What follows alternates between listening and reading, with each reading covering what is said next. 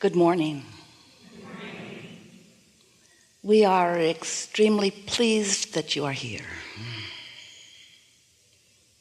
It is good to come together for the purpose of co-creating. Do you agree? Yes. You are knowing what you are wanting in your powerful now, in your now where all of your power is. You're knowing. You like desire. You like the feeling of desire. Desire feels good when you believe it, doesn't it?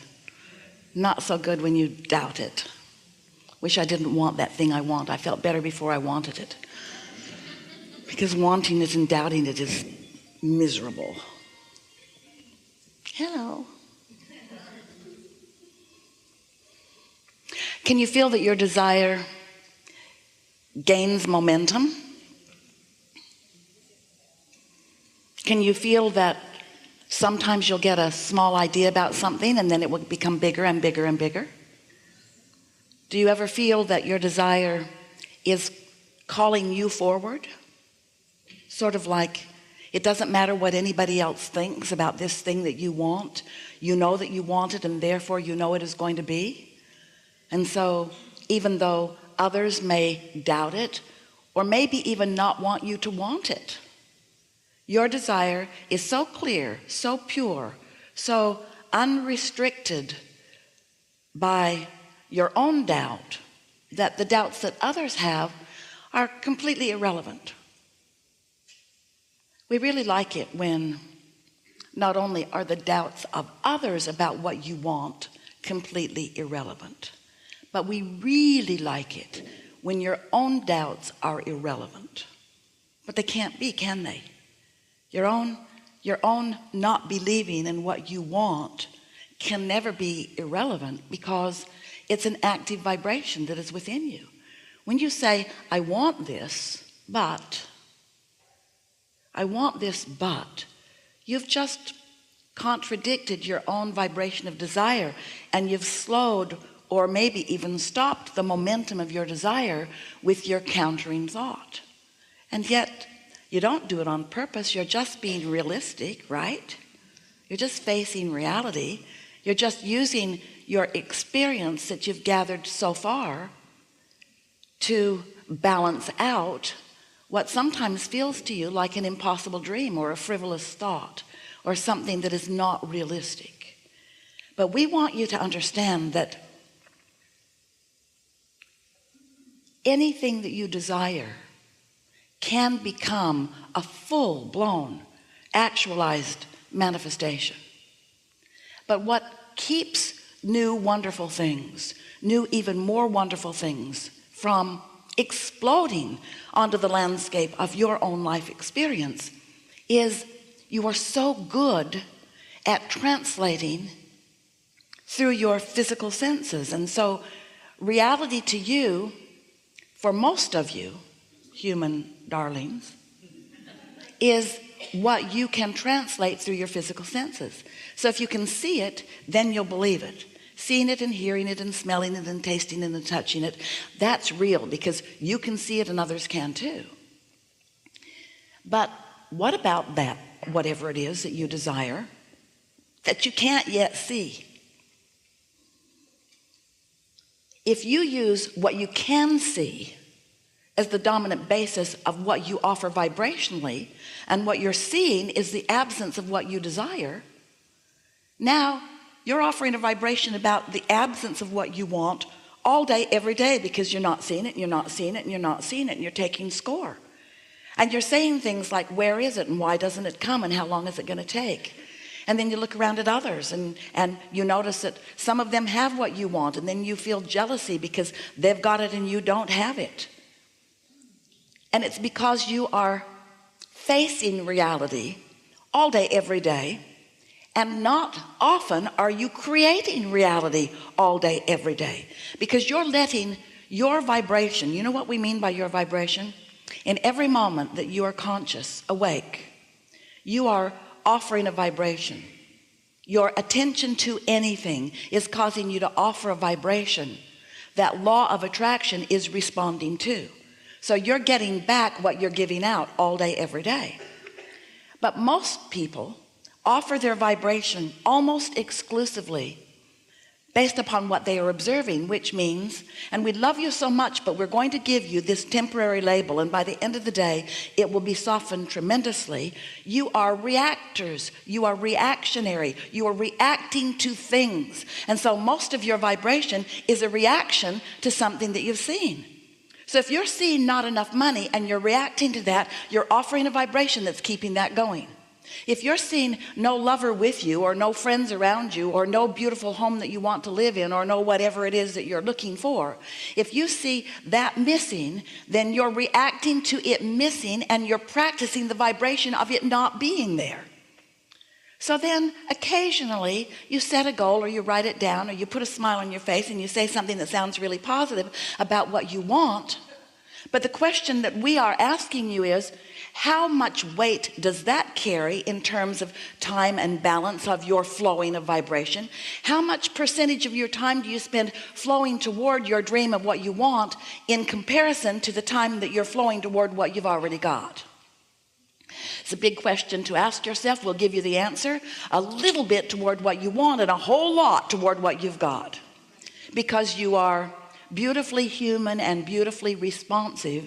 You're so good at the reason that you came here that you're shooting yourself in the foot with your expertise at doing it. And what we mean by that is you're so good at translating vibration into this physical realization of reality through your physical senses that has more meaning to you. When you say, I want to be real, you mean I want to weigh the pros and the cons and the pluses and the minuses, and I don't want to leave out any of the facts. Sure, I'll talk about good things, but I must equally talk about bad things, because I want to be an objective human who is facing reality. And we say, you do to a certain extent. That's what step one of the creative process is. Yes, you want to evaluate the contrast, and you want to come to your conclusions about what you prefer from doing that. But if you get stuck in that step one phase of exploring what is, exploring what is, exploring what is, exploring what is, exploring what is, practicing the vibration of what is, practicing the vibration of what is, practicing the vibration of what is, practicing the vibration of what is, then what is just keeps being what is in your life.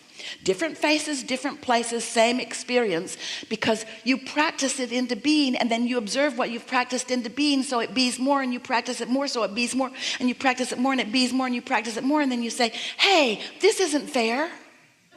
And we say, yes, it is. You create your own reality. You get what you think about, whether you want it or not.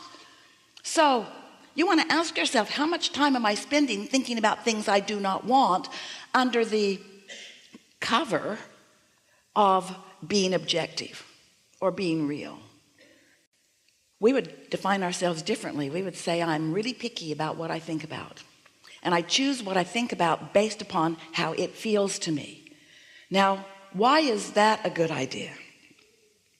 Well, in order to understand why what you feel matters so much in terms of really, really good guidance for you, you have to understand that there are two aspects of you that are having a relationship at all times.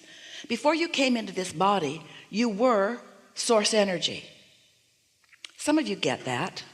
Some of you believe that you were source energy, then you came into this body, and when you have your physical death experience, that you will then be source energy again, or non-physical, physical, non-physical. But what's really going on is that you are non-physical, even though you are physical. There is a stream of your non-physicalness that is flowing to you. And that stream of you that is flowing to you is life force. It is life source. It is the fuller version of you. It's the fuller version of you, not just because it was fuller than you let yourself be in your body. It's the fuller version of you because since you got here in your body, you've been exploring and becoming even more. When you don't have enough of something, you ask for more, and that non-physical part of you becomes the vibrational essence of that more. When someone's rude to you, you ask for a nicer world. When you're rude, you ask for a nicer world. Everything that you live is causing that inner part of you to expand. and expand it does. Oh. So then when you take that understanding of this you that is having a relationship with you, and you apply to that understanding your understanding of the law of attraction. Law of attraction is responding to vibrational frequencies. Law of attraction is matching vibrational frequencies up. Law of attraction is responsible for the evolution of all things. Law of attraction is a powerful, across the board, always consistent response to vibration. Law of attraction is the reason that you cannot set your radio dial on 98 FM and hear what's being broadcast on 101 AM. In other words, the frequencies have to match up. Your receiver and your transmitter must be on the same frequency in order for there to be reception, yes? So in order for you to have reception from this larger, expanded, evolved, loving, clear-minded, sure-footed, healthy, vital, prosperous you've got to be in the receptive mode. In other words, you've got to get your radio dial set to where the radio transmitter of your source energy is set. And you know where it's set? It's set on you being loved. It's set on you loving. It's set on you prosperous. It's set on you succeeding. It's set on you happy. It's source energy, and it is love, and it is radiating toward you. You are the dominant focus of your own inner being. So you can blend with that by choosing something that you too feel love about, or you can contradict it by choosing something that you are pushing hard against. And you can feel by the emotion that is within you which you're doing. You know the difference between the feeling of love in your belly and hate in your belly. You know the difference between clarity and confusion. You know the difference between confidence and insecurity. You can tell when you're tuned in, and you can tell when you're not.